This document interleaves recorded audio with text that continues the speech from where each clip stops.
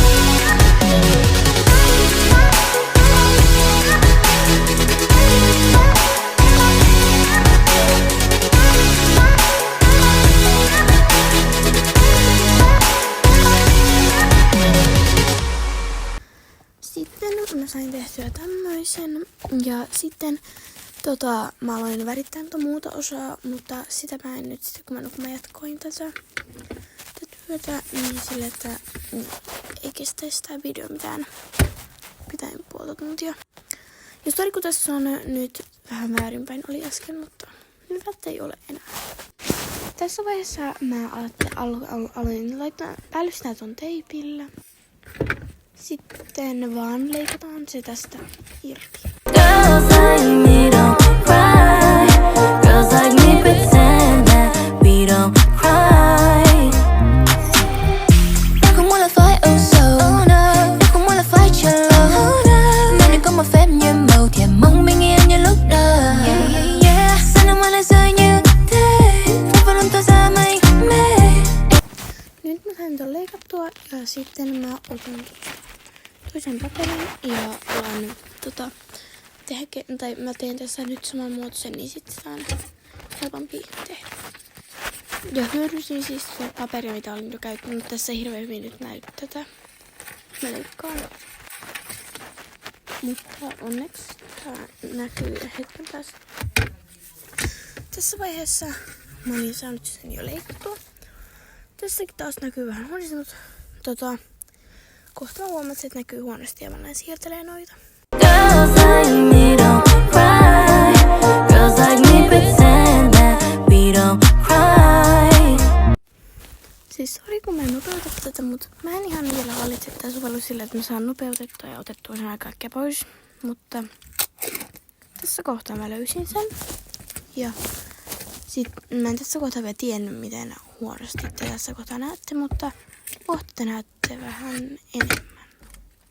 En muista missä kohtaa mä tajun sen, että ette näe yhtään mitään tästä. Ja mä en tiedä milloin, siis mä muistan aikaisemmin, mutta tässä vaiheessa mä olin siis melkein päällystössä ja mä vielä laitoin tuohon vielä yhden. Ja sitten mä kohta alan vaan leikkaamaan noi teipit kaikki irti. Tai siis sillä tavalla irti, että ne niinku ei tule ulkopuolelle siitä paperista.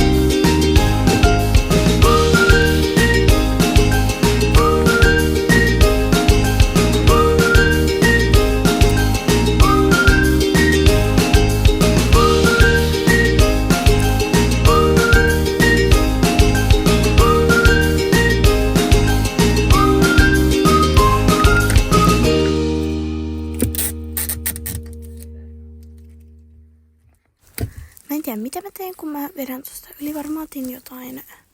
Eikö niin, mä teen kohtaan. Ja mä en tiedä mikä tässä kestää, kun mä en tiedä mitä mä varmaan etin. Eiku, mä etin teippirullaa. Ja jos mä heilotin teitä, kun mä en ihan saanut sitä. Ja nyt mä olin saanut sen palan siitä, ja mä laitan sitä tuohon. Tulee tää reuna peittyy kokonaan. Tai toi tolleen. Et se niinku pysyy kiinni. Ja mun mielestä tän voi tehdä liimalla, mutta en itse ainakaan tekisi. Ja yksi sivu kiinni. Ja sitten pumpulia. Ja mä siis on saanut sen pumpulin niinku tyynystä. Jos joku ihmettelee mistä, niin ihan ollaan tyynyssä. Vanhaan tyynyn tehty reikä ja sieltä. Joo siis tossa ei nyt hirveästi näy mitään. Mutta tolle, että sinne jää toi yläosa niin kuin teippaamatta. Ja sitten sinne laitan pumpulia, jossa mä laitan sen aika paljon sitä, niin kuin sinne kuluukin. Sitten se olen testannut, mutta siellä ei ollut todellakaan tarpeeksi tossa vaiheessa. Niin ottais tosta vierestä lisää. Sitten laitan vielä enemmän sitä sinne. Sitten asteesta tuohon. Jos vaiheessa mä muistan lisäsikö vai en. Laitan lisää. Ja mä laitan tonne pikkusen liikaa. Ja mä oon tehnyt nykyään vähän parempia kuin toi on, koska mä tajusin vasta tuon kuvaamisen jälkeen, että miten noita kannattaa tehdä silleen fiksusti. Ja joo, nyt mä laitan sitä kiinni. Niin, en tiedä miksi mä nyt kamera edessä tehdä sitä. Vaan piti sieltä tuolle sivussa. Katsotaan. Nyt mä pystyin näyttämään edes jotakin teille. Ja